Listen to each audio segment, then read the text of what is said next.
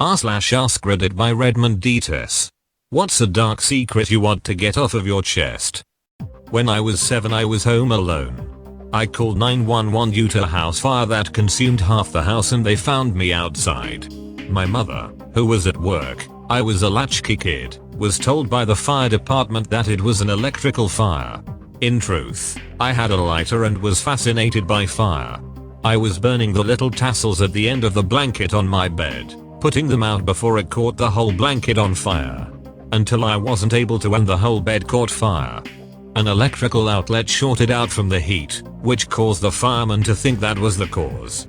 I'm 40 now. My mother still doesn't know the truth and I still remember it all vividly, complete with the heat on my face as I tried in vain to put out the bed. Edit. Wow. Top comment and some unique awards I've never seen given. Gotta love a story about a little pyro I guess, lol.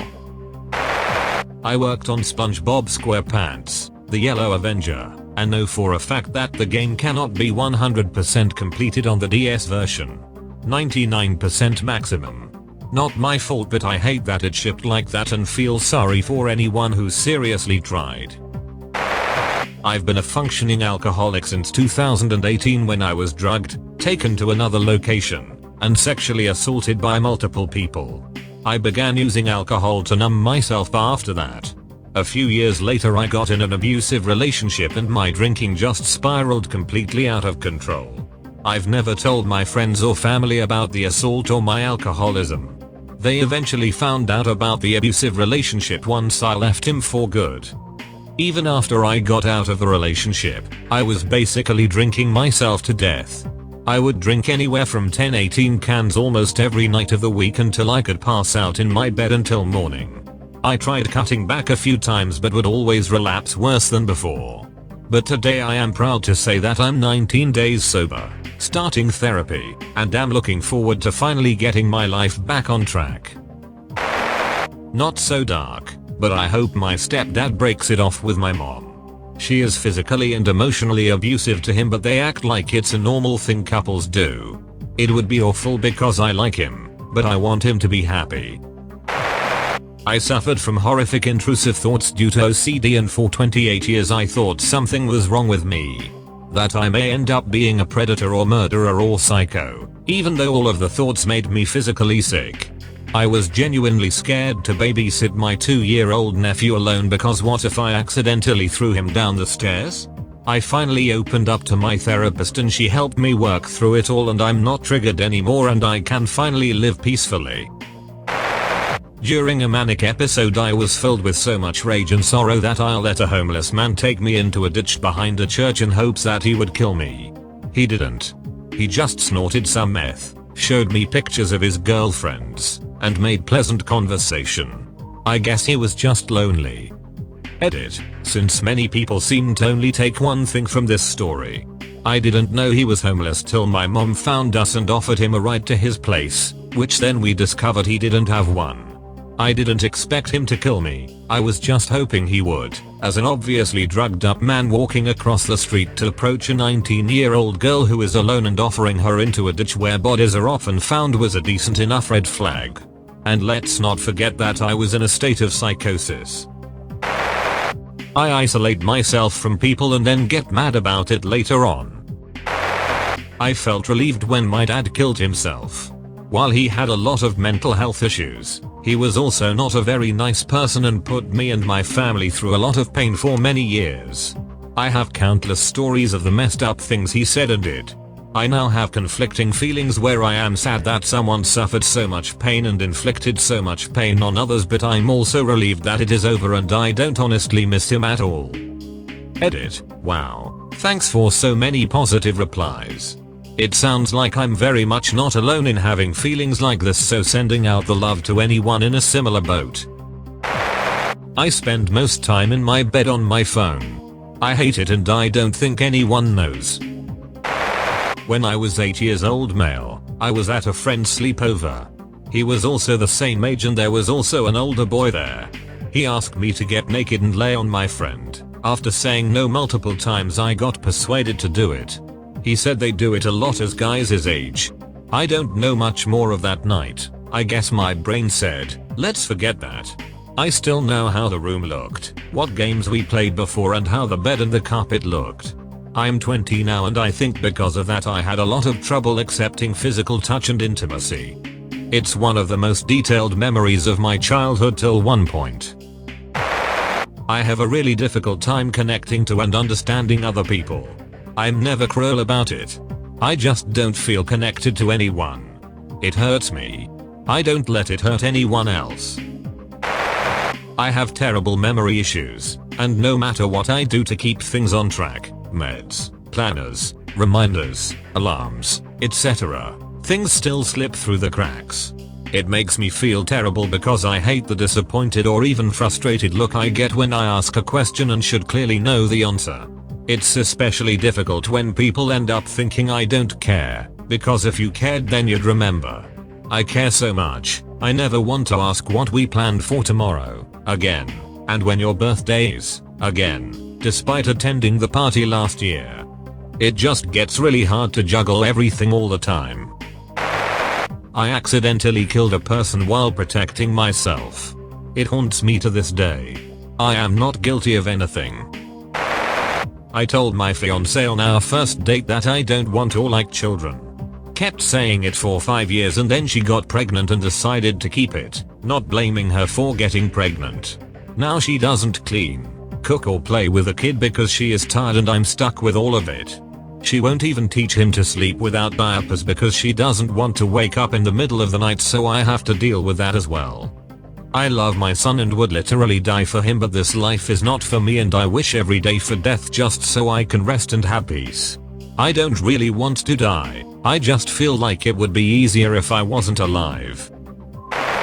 Someone attacked me in a park late at night and I found a drug needle somebody left behind and I stabbed him in the eye and ran. I have never seen him since then and I pray I never do.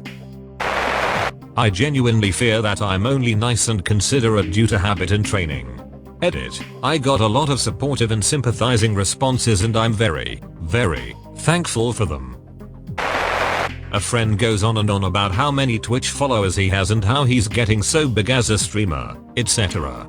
He doesn't know that most of his followers or viewers are me.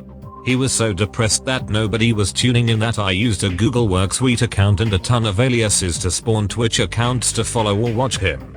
It's gotten out of control though and he keeps trying to lord and over our friend group how many viewers followers. Not sure how to proceed, because he was pretty depressed before I created all the followers and worry he'll get depressed again if I slowly stop doing it. For people asking, I'm not going to post the stream link. It wouldn't do anything healthy for him to see a big hit of viewers at this point, and I don't need him googling himself and finding his way to this post. Instead, one of the respondents below dropped a link to his kid's stream. If you want to make a kid smile, go give a follow to. Never mind, looks like moderator killed the post, so I probably shouldn't link it. That is very wholesome of you to do though. I don't know how to help at all in this situation, but I wish you luck. Yeah, I definitely didn't think ahead on that one.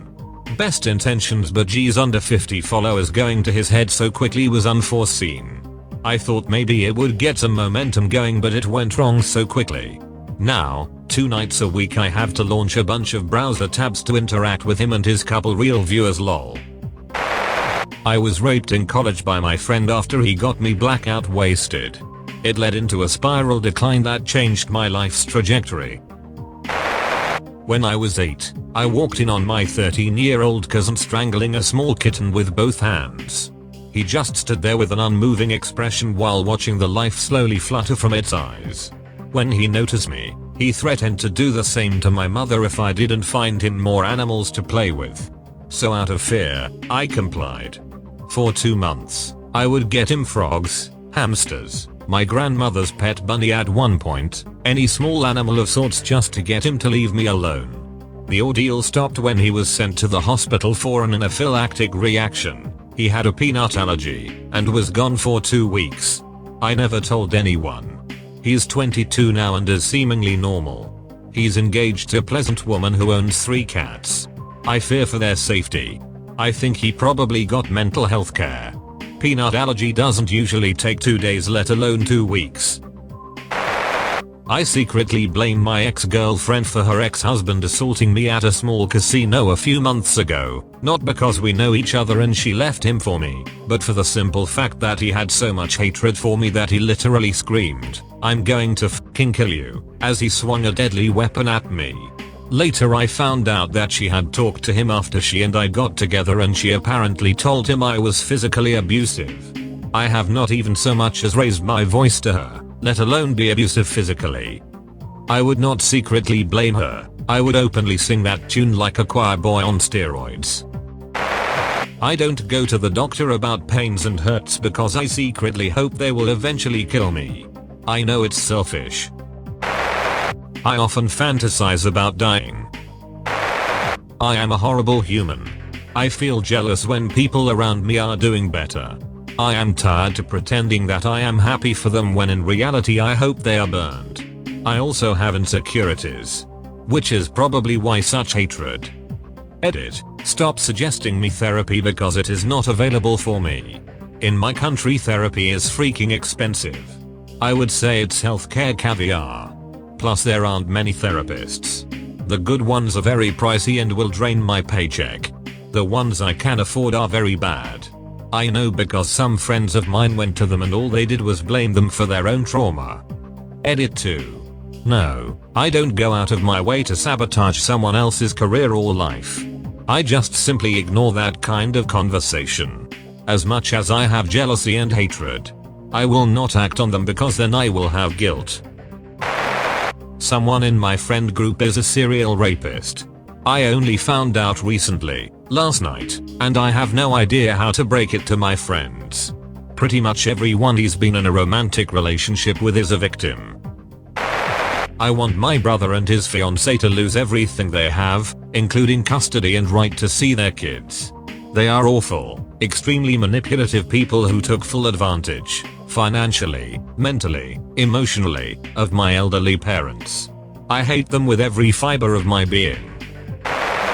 Some days I want to build a cabin in the middle of nowhere and just vanish. Nobody ragging on me for my looks. Nobody complaining that the job they're underpaying me for isn't done as fast as they want. No more torturing myself with impossible dreams of a better life, with a wife and kids, and a dog and 2 cars in the garage. Just me, in the damned woods, alone. No more scumbags saying it's God's will whenever something bad happens. It's also exhausting. That's all folks. Thank you for watching. If you like videos like this one, why not like and subscribe for more? Have a nice evening.